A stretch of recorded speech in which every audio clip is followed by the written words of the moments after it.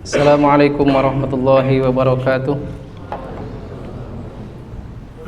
Alhamdulillahirabbil alamin wa bihi nasta'in ala umuri dunya waddin. Wassalatu wassalamu ala asyrafil anbiya'i wal mursalin nabiyyina Muhammadin wa ala alihi wa sahbihi ajma'in. Allahumma la ilma lana illa ma 'allamtana innaka antal alimul hakim. Alimna ma yanfa'una wanfa'na bima 'allamtana wa zidna ilma. Wa arinal haqqa haqqan warzuqna ittiba'ah wa arinal batila batilan warzuqna ijtinabah waj'alna mimman yastami'una al-qawla wa yattabi'una ahsanah.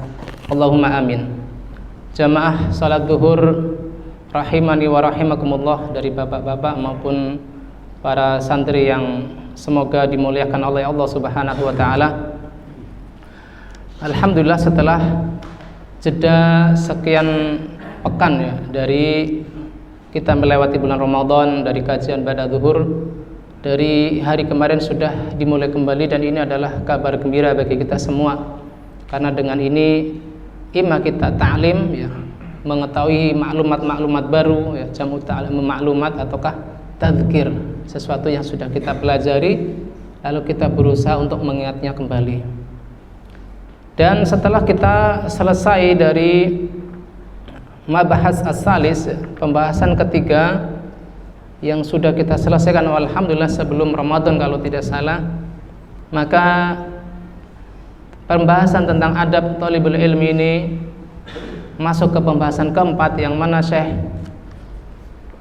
Abdul Muhsin bin Muhammad Al-Qasim hafizallahu taala dalam pembahasan keempat ini membagi dalam 3 pembahasan, yaitu tentang husnul khuluq, tentang akhlak mulia, as-sidqu, yaitu tentang bersikap jujur, dan yang ketiga adalah salamatus sadr ya, keselamatan dada ataupun luasnya hati dari hal-hal yang merusaknya. Pembahasan tentang husnul khuluq ini ya, walaupun kalau kita baca secara teori mudah ya, mudah untuk dikerjakan, yang mana sebagaimana ringan itu kita bahas 1 halaman saja, tetapi apabila kita berusaha terapkan dalam kehidupan sehari-hari, maka ini membutuhkan usaha yang besar, di mana beliau mengatakan bahwasanya akhlak yang baik adalah salah satu faktor yang harus dicapai oleh manusia. Kata beliau, khiyarun nasi man jama'a bainat taqwa wa husnil khuluq. Orang yang paling baik adalah yang dapat menggabungkan antara takwa kepada Allah, ibadah secara spiritual, dan husnul khuluq, ibadah sosial ya. Tentu usaha untuk menggabungkan 2 hal ini adalah hal yang besar, butuh usaha yang besar.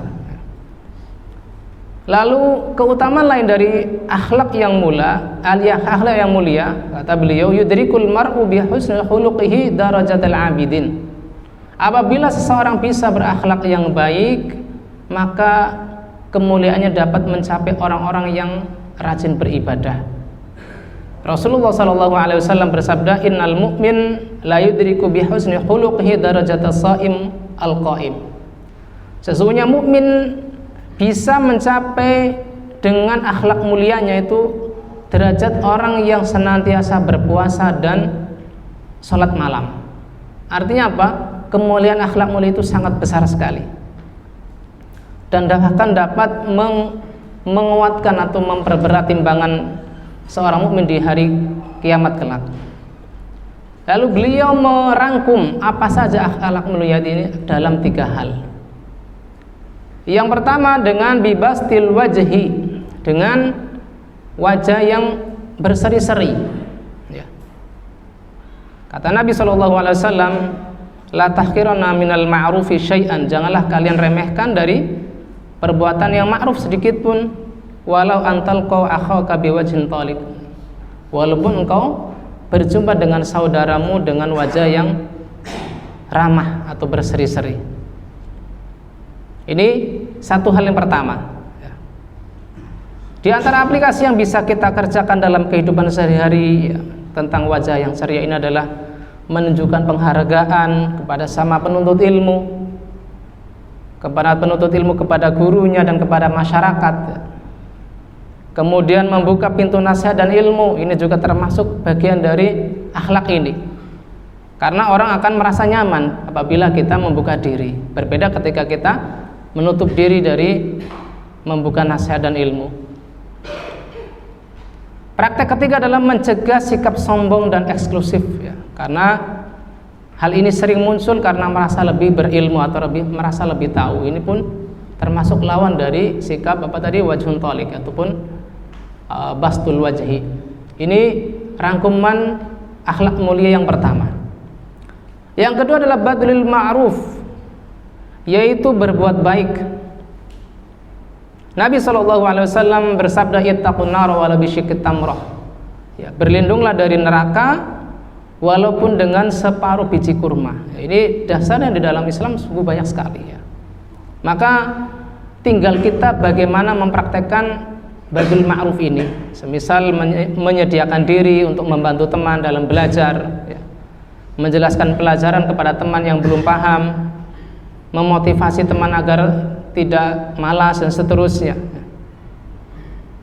Kemudian yang ketiga adalah kaful adza, yaitu menahan diri dari menyakiti orang lain. Tentunya tidak menyakiti orang lain adalah dengan tiga hal, dengan lidah kita atau dengan lisan kita. Tidak menyakiti orang dengan sikap kita. Dan yang paling berat adalah tidak menyakiti hati orang lain dengan hati kita. Semisal kita tidak menyindir mereka, tidak menghina mereka. Nah, yang paling berat adalah ketika kita berusaha menghilangkan sifat hasad dari diri kita, ya, tidak menghibah mereka, yaitu dengan cara memberi nasihat yang tulus dan sikap ingin menjatuhkan dan yang lain sebagainya. Maka tiga hal dari akhlak mulia ini mudah di teori tetapi butuh usaha besar untuk mengaplikasinya dalam kehidupan sehari-hari. Ini yang bisa kita rangkumkan dari pelajaran dari Syekh Abdul Muhsin bin Muhammad Al-Qasim hafizahullah tentang husnul khuluq ini. Semoga bermanfaat bagi saya yang menyampaikan dan bagi antum semua yang menyimaknya dan berbuah amal yang soleh, amin ya mujibah salin. Nakhtatim darsana bi du'a kafaratil majlis. Subhanakallahumma wa bihamdik asyhadu an la ilaha illa anta astaghfiruka wa atubu ilaik. Assalamualaikum warahmatullahi wabarakatuh.